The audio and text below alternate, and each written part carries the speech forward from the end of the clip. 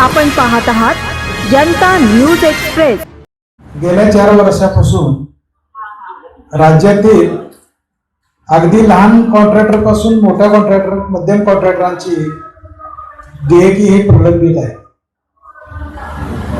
यामध्ये कॉन्ट्रॅक्टर म्हटले की तो गडगंज असतो, श्रीमंत आणि पैसे तटले म्हणून काय होते या भूमिकेतून सरकारनं कधीही गांभीर्याने याच्याकडे पाहिलं नाही।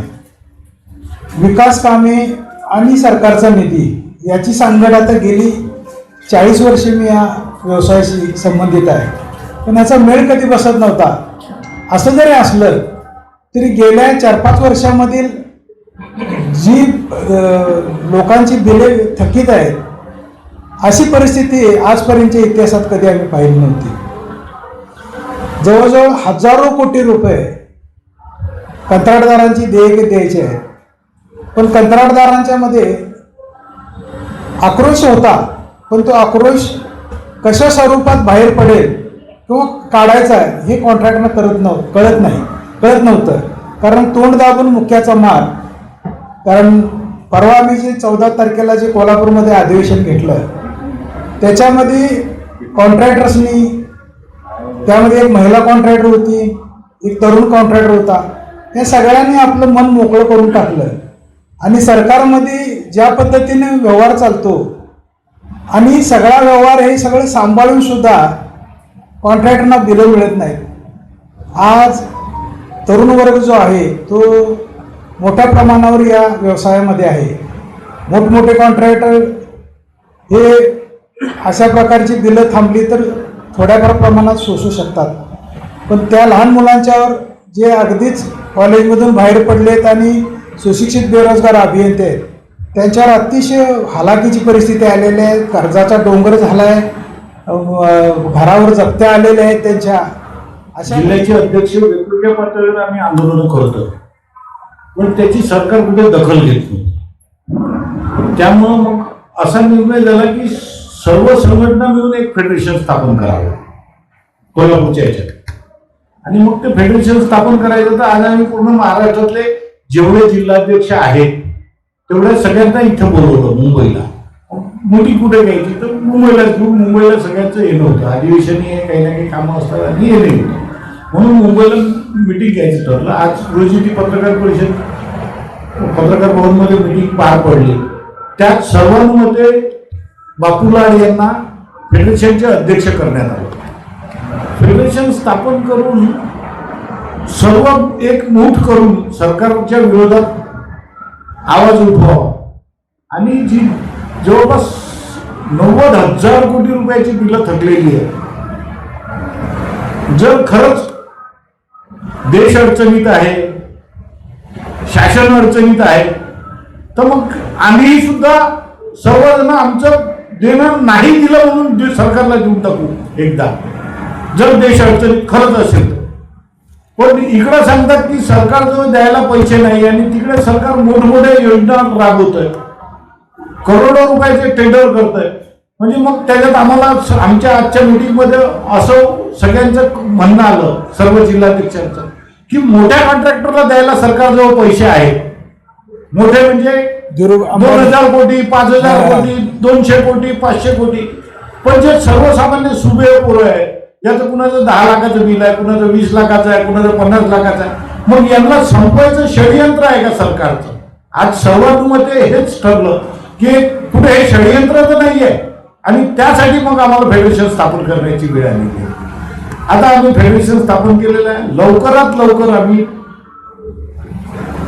बांधकाम मंत्र्यांनाही भेटणार आहोत, त्यांचा वेळ घेऊन राज्याच्या मुख्यमंत्र्यांनाही भेटणार आहोत आणि त्यांनाही हा सवाल विचारणार आहोत की जर तुमच्याजवळ पैसे नाही आहेत तर आम्ही सर्वजण आमचे पैसे शासनाला देऊन टाकायला तयार आहोत। जर देश खरंच अडचणीत असेल तर, देश असेल तर आपण आहोत, देश असेल तर आम्ही आमच्या लहान मोठ्या कॉन्ट्रॅक्टरला समजून सांगू, देश असला तर आपण आहे, नाही तर आपलं काय अस्तित्व आहे। पण जर नुसता लहान कॉन्ट्रॅक्टरवर जर अन्याय होतो तर हे कुठेतरी षडयंत्र आहे, त्याला हाणून पाडल्याशिवाय फेडरेशन गप्प राहणार नाही। हे 1995 साली नितीनजी गडकरी साहेबांनी एका उच्च शिक्षित वर्गाला उद्योजक बनवावं या उद्देशाने सरकारने आम्हाला विनामूल्य कामं देण्याची सुरुवात केली। आणि आज अशी परिस्थिती आहे गेली 20-25 वर्षामध्ये अनेक प्रोजेक्ट तयारी झाले. जर बापूंनी सांगितल्याप्रमाणे 3 ते 4 वर्षापासून सगळ्या कॉन्ट्रॅक्टर लोकांचे पैसे अडकलेले आहेत. त्यातून बेरोजगार अत्यंत हवालदिल झालेले आहेत. काहींनी आत्महत्या केल्या. सांगलीमध्ये आमच्या एका मुलाने आत्महत्या केली. आणि मगाशी सांगितल्याप्रमाणे खूप मोठ्या प्रमाणावरती प्रत्येक सरकार ज्या वेळेला निवडणूक असते त्यावेळेला बेरोजगारांसाठी काम करू असं म्हणतात, परंतु ते निश्चितपणे जरा चुकीचं दिसतंय. आणि म्हणून या सरकारला विनंती आहे, मुख्यमंत्री साहेब असतील किंवा शिवेंद्र बाबा असतील, दोन्ही उपमुख्यमंत्री साहेब आहेत, की या लोकांचं देणं लागतं. आपण जसं उंबरकर साहेबांनी सांगितलं, एकीकडे तुम्ही मोठ्या मोठ्या योजना आणताय, शक्ती चांगलं काम करताय. शक्ती महामार्गाला विरोध होत असताना तुम्ही शेतकऱ्यांचा विरोध हरून पाडताय आणि त्यांच्या मागे लावून पैसे घेऊन मागे ठेवताय. पुरंदरचं आमचं विमानतळ सुरू आहे, त्याच्यासाठी जमिनीचे 1.5-2 कोटी रुपये एकरी रेट काढले आणि शेतकऱ्यांमध्ये फूट पाडून मोठ्या प्रमाणात त्यांच्या मागे लावून तुम्ही पैसे देत आहात. तुमच्याकडे एवढे पैसे आहेत तर मग कॉन्ट्रॅक्टरने काही चुकीची कामं केली तर त्यांनी तुमचीच कामं केली. जलजीवन मिशन असेल, PWD असेल, जिल्हा परिषद असेल, सगळ्या डिपार्टमेंटमध्ये आज मोठ्या प्रमाणात बेरोजगार अभियंत्यांना प्रचंड असा त्रास सहन करावा लागतोय. तो सरकारने याची दखल घ्यावी. आणि मग याच्याकडे एक मुद्दा मांडतो की तुमचे इतके पेंडिंग असताना सुद्धा तुमचे कामं सुरू आहे, तुम्ही व्यवसायात आहे, तर कॉन्ट्रॅक्टर म्हटल्यानंतर आमची सहनशक्ती आता संपलेली आहे. पेंडिंग 3-3 वर्षापासून आहे तरी सुद्धा आम्ही कामावर काम करत आहे. कारण काय होत आहे की गव्हर्नमेंट नवीन टेंडर काढत आहे, नवीन लोक त्याच्यात इंट्रोड्यूस होत आहे. जुन्या लोकांची पेंडिंग बिलं द्यायची सरकारची मानसिकता नाही आहे. त्याच्यामुळे सर्वसामान्य लोकांना असं वाटतं की सरकारचे कामं तर सुरू आहे, कामं कुठे बंद झाले नाहीये. स्वतःचं इन्फ्रास्ट्रक्चर सांभाळणे, आता या व्यवसायात आला तर यावेळी दुसरा व्यवसाय करणे कठीण जातोय. तसं तरी काम सुरू आहेत, परंतु बँकेचे लोन आहे, हप्ते द्यायचे आहेत, स्टाफ आहे, सर्वांना पोसावं लागतं. म्हणून आम्हाला कामं नाजलास्तव कामं करावी लागतात. परंतु आम्हाला एक सर्व फेडरेशन सर्व सरकारला विनंती आहे की जुनी देयके जोपर्यंत तुम्ही देत नाही तोपर्यंत नवीन निविदा काढू नका. कारण तुमच्याकडे किंवा जुन्या कॉन्ट्रॅक्टरला जुने पेमेंट तुम्ही देतच नाही तर नवीन निविदा कशाला काढता. कारण नवीन निविदा भरणारे दुसरे कॉन्ट्रॅक्टर असतील, ते पुन्हा 1-2 वर्षात 6 महिन्यात ते पुन्हा अडचणीत येतील. तर असं सरकारचं कट आहे की प्रत्येक 2-4-6 महिन्यानंतर नवीन कॉन्ट्रॅक्टरला अडचणीत टाकायचं आणि आपलं काम करत राहायचं. म्हणजे देशाला तुम्ही विकास दाखवत आहे, परंतु कॉन्ट्रॅक्टरला भकास करत आहे. सरकारचं धोरण इकडे मोदी साहेब म्हणतात स्वयंरोजगारी बनव, राज्य शासन म्हणतं स्वयंरोजगार निर्माण करा, हे करा. पण दुर्दैव असं आहे की त्यांना रोजगाराला लावून त्यांना देशोधडीला लावत आहे, त्यांचं पेमेंट देत नाहीये. जसं शासनाच्या अर्थव्यवस्थेत पगार, जसे अधिकाऱ्यांचे पगार वेळेवर होतात, आमदारांचे भत्ते वेळेवर मिळतात, त्यांचा कुठलाच महिना चुकत नाही. मग या बिचाऱ्या पोरांनी काय हे केलं आहे का की त्यांना म्हणजे अन्याय देत आहेत. त्यांच्यावर त्यांचे स्वतःचे उदरनिर्वाह निर्माण आहे, त्यांच्यावर अवलंबून असलेले कितीतरी रोजगार उपलब्ध करणारे ते लोक आहेत आणि त्यांच्यावर मजूर वर्ग त्यांचे उपासमारीला लागले आहे, त्यांचे कुटुंब. याच्यावर टेंडर्स क्लब होत आहे, मोठे 100 कोटी, 500 कोटी, 1000 कोटीचे टेंडर्स निघत आहे. ते सगळे 5 ते 10% अभाव जात आहे. आणि तेच काम समजा 1 करोडच्या 2 करोडच्या आतमध्ये काढले तर ते अंदाजे 15 ते 20% दिलं जातात. शासनाला हे कसं कळत नाही, हे गुपित आहे की जेव्हा शासनाचं नुकसान होत आहे, 25 ते 30% नुकसान होत आहे, तरी ते क्लब करून मोठे टेंडर्स काढत आहेत. या मागे काय घडलं आहे हे सगळ्यांच्या लक्षात यायला पाहिजे. कारण की त्यांना वरच्यावर मोठ्या कंत्राटदारांकडून बलिदान खायला मिळतो आणि उलट छोट्या कॉन्ट्रॅक्टरला कामं दिले तर मोठा वर्ग म्हणजे कामी लागू शकतो. त्यांना पेमेंट वेळेवर मिळाले तर त्यांच्यावर अवलंबून असणारे रोजगार म्हणजे लेबर आहे ते पूर्ण उपजीविका साधू शकतात. पण हे एवढं मोठं म्हणजे ओपन सत्य सरकारला कामाला कळत नाही, हा खूप मोठं गुपित आहे. आपण रोज सकाळी बघतो पेपरामध्ये एक मोठी ऍडव्हर्टाईज असते, 5,000 कोटीचा रस्ता बनलाय, 10,000 कोटीचं काहीतरी दुसरं काम करताय, 50,000 कोटीचं ते बोलत आहे, 1,00,000 कोटी दोन बोलत आहे. एवढे तुमच्याकडे पैसे आहेत, एवढा तुमच्याकडे फंड्स आहे, तुमच्या रोज ऍडव्हर्टाईज असतात पेपरमध्ये. त्या गरीब लोकांचे पैसे द्यायला तुम्हाला का? शेवट तुम्ही बोलत आहे. अनेक कॉन्ट्रॅक्टरकडे कमीत कमी 100 माणसाकडे त्याच्याकडे रोजगार देत होते. त्याच्या त्याच्या जीवन का उठताय तुम्ही? त्याला का त्रास देऊन राहिले? तो माणूस आहे, त्याचे कुटुंब आहे, त्याला सगळे खर्च लागलेले आहे. आज 4-4 वर्षापासून पेमेंटचा काही पता नाही. आणि रोज प्रत्येक महिन्यामध्ये आम्ही बघतो आहे, करतो आहे, आमच्याकडे पैसे नाही आहे, फंड्स नाही आहे, परिस्थिती बरोबर नाही आहे. मी पेपरात रोज बघतो आहोत. एक दिवस जात नाही असा की कधी नाही घोषणा झाली. थोडं 6 महिने स्वतः विचार करा. शासनाला आमची विनंती आहे, 6 महिने स्वतः विचार करा, जे देणं आहे ते देण्याची क्लिअर करा आणि मग नवीन घोषणा करा. सर आम्ही वोटर आहे, आम्ही एक वोटर असा वोटर आहे की जो 100-200 लोकांना इन्फ्लुएन्स करू शकतो. नेहमी आज 4 वर्षापासून तेच चालू आहे. कधीतरी तुम्ही निर्णय घ्या, तुमचे जे मोठे काम आहे त्याला ब्रेक मारा. आता इलेक्शन नाही आहे आणि हे गरीब लोक आणि त्या सुशिक्षित लोकांना खूपच हाल करावं लागले. त्याला तुम्हीच आश्वासन दिलं, तुम्हीच मोठं करण्याचे स्वप्न दाखवले, तुम्हीच त्याच्यासमोर एक मोठं चित्र उभं केलं आणि तुम्हीच त्याला पाय देऊ चुकला. हे कुठे थांबायला हवंय. आम्ही शासनास विनंती करतो, हात जोडून विनंती करतो की आपण स्वतः विचार करावा. कॉन्ट्रॅक्टर एक्स्ट्रा नसतो, त्यासाठी एकत्र कुटुंब नसतो. तो जर भेटला तर बरेचसे अडचणी येऊ शकतात. आपण सुद्धा विचार करून का हरकत आहे, कमी 50% रिलीज केले पाहिजे. नाही पुरवू शकत नाही, बिलकुल लक्ष द्यायचं नाही, कोणी विचारच करायचा नाही. आणि जेव्हा पैसे मागायला म्हणजे असं वाटतंय कधी की आम्ही काय बोला.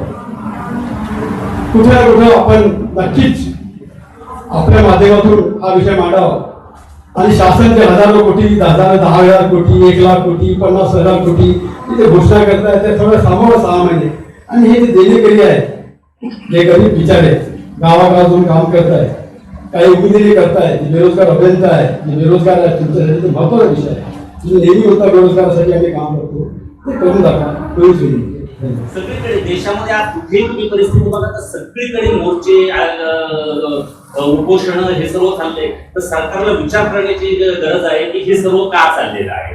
तर याच्या पाठीमागे सरकारचं कोणतं तरी धोरण. आता एवढ्या ठेकेदार लोकांचे पैसे अडकलेले आहेत, मग याच्या आधी ठेकेदारांचे पैसे अडकले म्हणून गावागावातून, राज्यातून, तालुक्यातून त्यांना कधी आंदोलन करण्याची गरज पडली नाही. आज का गरज पडली? तर सरकारने याच्या पाठीमागे विचार करण्याची गरज आहे की 4-5 वर्षापासून यांची बिलं का अडकलेली आहेत. तर ती बिलं अडकण्याची कारण अशी की यांनी अव्वाच्या सव्वा कामे छापून ठेवली. आता कामे छापून ठेवू नये आणि कामं करणे, कॉन्ट्रॅक्टरचं काम आहे काम करणं, काम छापणं हे नाहीये. आपल्या घरामध्ये आपल्याला खर्च काय करायचा आहे, आपल्याला पगार किती आहे आणि त्या पगारामध्ये आपलं घर कसं चालवायचंय हे शासनाला कळायला पाहिजे. कॉन्ट्रॅक्टरचं काम आहे की भाऊ मला काम आलेले, मी काम केलं. कॉन्ट्रॅक्टर विचार करणार नाही की राज्याचं सगळं उत्पन्न किती आहे आणि त्याच्यातून ते बांधकामावरती खर्च किती करणार आहे आणि मी करत नाही. आताचे सचिव अशा प्रकारे उत्तर देतात किंवा आताचे म्हणतात की बाबा तुम्ही कामं काय घेतले, तुम्हाला कळत नाही का की हे कामं जास्त काढलेले. मग हे कामं जास्त काढलेले कळत नाही तर ठेकेदारांनी अभ्यास करत बसायचा का याचा. शासनाकडे जास्त पैसे आले असतील, शासनाने काढले असतील. म्हणजे आणि अनावश्यक कामं एवढे काढलेली आहेत की विकास हा झालाच पाहिजे. परंतु मग त्याची प्रायोरिटी ठरवेल की नाही गव्हर्नमेंट. प्रायोरिटी तर त्यांनी ठरवायला पाहिजे की याची गरज आहे की समजा नाशिकचा आहे, नाशिकला पैसे देत आहेत 35,000 कोटीचा सीएस करतायत. फार आनंदाची गोष्ट आहे, आमच्या नाशिककरांचा विकास होते. पण मग ती प्रायोरिटी आहे का? मग तुम्ही एवढ्या ठेकेदारांचे, राज्यभरातल्या ठेकेदारांचे एवढे पैसे द्यायचे आणि तुम्ही 35,000 कोटी कुठून उत्पन्न करणार आहे. म्हणजे तुम्हाला देखावा करायचा आहे का की बंगले दाखवायचे, तुम्हाला राज्याचा देशाचा विकास दाखवायचा, काचेच्या बेलेगी रस्त्याच्या समोर काचेच्या बेलेगी उभ्या करायच्या, त्याच्या पाठीमागे झोपडपट्ट्या लपवायच्या आहेत का तुम्हाला? तुमचं खरोखर काय ते चित्र जगासमोर येऊ द्यात ना की तुमचं काय आहे की तुम्ही दिवाळखोरीत निघालेले का. मग तर ठेकेदारांना आंदोलन करायला लागतंय, तुमच्याकडे एवढं बोलायला लागतंय, मग तुम्ही दिवाळखोरीत घोषित करा की राज्य दिवाळखोरीत आहे. मुख्यमंत्री अधिवेशनामध्ये सरळ बोलताना सांगतात की राज्य आजही 1 नंबरला आहे, भारतामध्ये 1 नंबरला आहे. 1 नंबरला आहे तर मग आम्हाला आंदोलन करण्याची गरज का पडते की मग तुम्ही काहीतरी घाट घातलेला आहे याच्या पाठीमागे.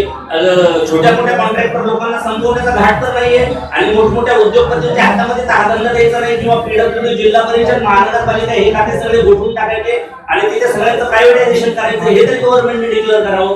तेही ते डिक्लेअर करत नाहीये. त्याच्यामुळे सरकारचा उद्देश लक्षात येत नाही आणि त्याच्यासाठीच आम्हाला हे फेडरेशन स्थापन करायला लागते. इथून पुढे आम्ही या फेडरेशनचा मार्ग प्रत्येक तालुक्यामध्ये जिल्ह्यामध्ये आंदोलन उभे करणार आहे आणि कोणत्याही स्तराला जायला लागलं तरी आमचे विलंबनेपर्यंत आणि बाकीच्या आमच्याकडे ज्या वाईट प्रथा आहेत. आता तुमचे जे फोडाफोडीचं राजकारण चाललेलं आहे गव्हर्नमेंटचं सर्व की याचे 2 खासदार फोडा त्याचे आमदार फोडायचे आणि त्यांना 150 कोटीचे निधी मंजूर करतायत. यांना 15 आता परवाच्या दिवशी डोंगराचे निर्माणकारांना फोडला आणि त्यांना 15 कोटीचा का 150 कोटीचा काहीतरी निधी 18 कोटीचा एका दिवसात दिला. हा 18 कोटीचा निधी दिला तो कशासाठी दिलाय आणि यांना निधी कशासाठी पाहिजे? आमदारांना निधी कशासाठी पाहिजे? विकास करण्यासाठी. मग पाठीमागे जो झालेला आहे तो विकास नाहीये का? आधी तर विकास झालेला आहे. मग ज्यांनी विकास केला म्हणजे तुम्ही फसवणूक करताय.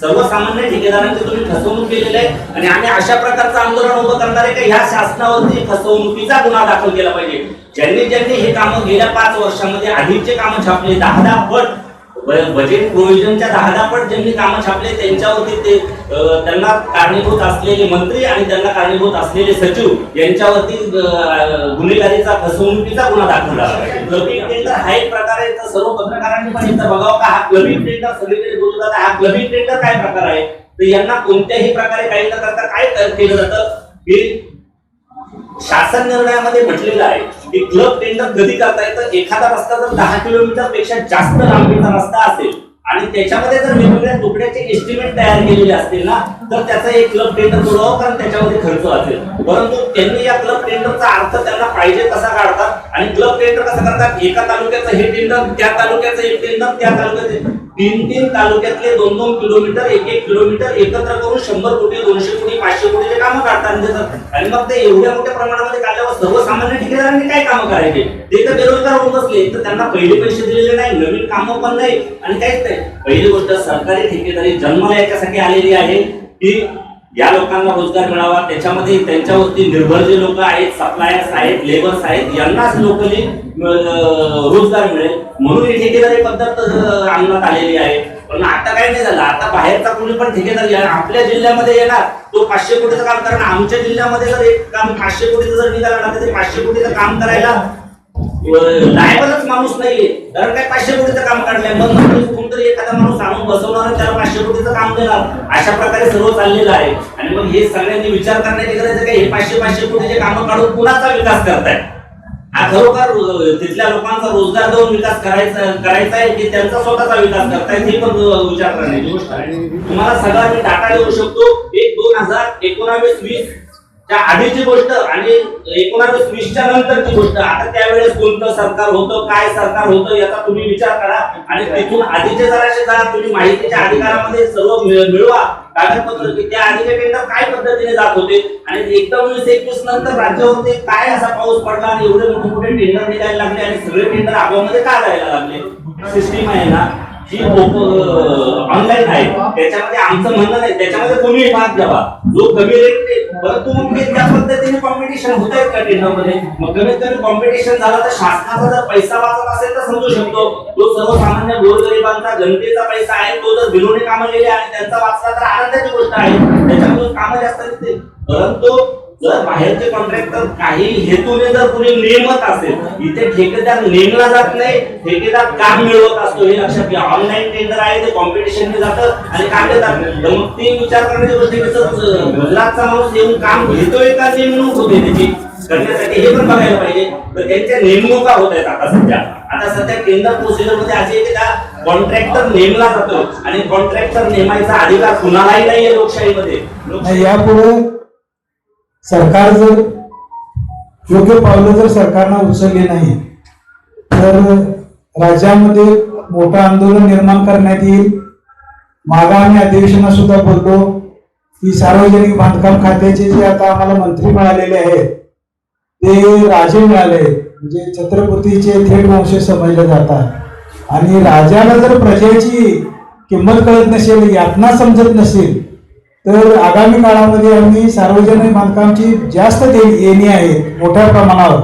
तर आम्ही त्या राजांच्या राजवाड्यासमोर जाऊन आंदोलन न करता आम्ही त्यांना लोटांगण घालणार आहोत की राजांना आता ह्या वाड्यावरनं खाली उतरावं आणि प्रजेच्या जी मुलं आहेत प्रजेची जनतेची त्यांच्या समस्या सोडवाव्यात.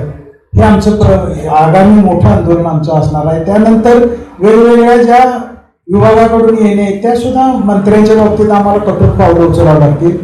राजे असल्यामुळे आम्ही त्यांना प्रजेचं जे हे आहे लोकांना ते घालू, पण बाकीच्या लोकांच्या बाबतीत प्रसंगी आम्हाला त्यांचे पुतळे जरी जाळावे लागले आणि पुतळे जाळण्याच्या बाबतीत पूर्वी आम्ही कोल्हापूरला तो प्रयोग केला होता. चंद्रकांत पाटलांनी असंच हे सार्वजनिक बांधकाम खात्याचं सगळा ढाचाच नष्ट करायचा प्रयत्न केला. त्यावेळेला त्यांनाही माहीत आहे की आम्ही त्यांना आमच्या कोल्हापुरी पद्धतीने हिसका दाखवला होता. तसंच राज्यातील जे जे मंत्री महोदय असतील त्यांनी यापुढे कॉन्ट्रॅक्टरच्या आमच्या प्रश्नावर गंभीरपणे विचार करावा, अन्यथा राज्यातून मोठ्या प्रमाणावर आंदोलन आमचं उभं केलं जाणार आहे.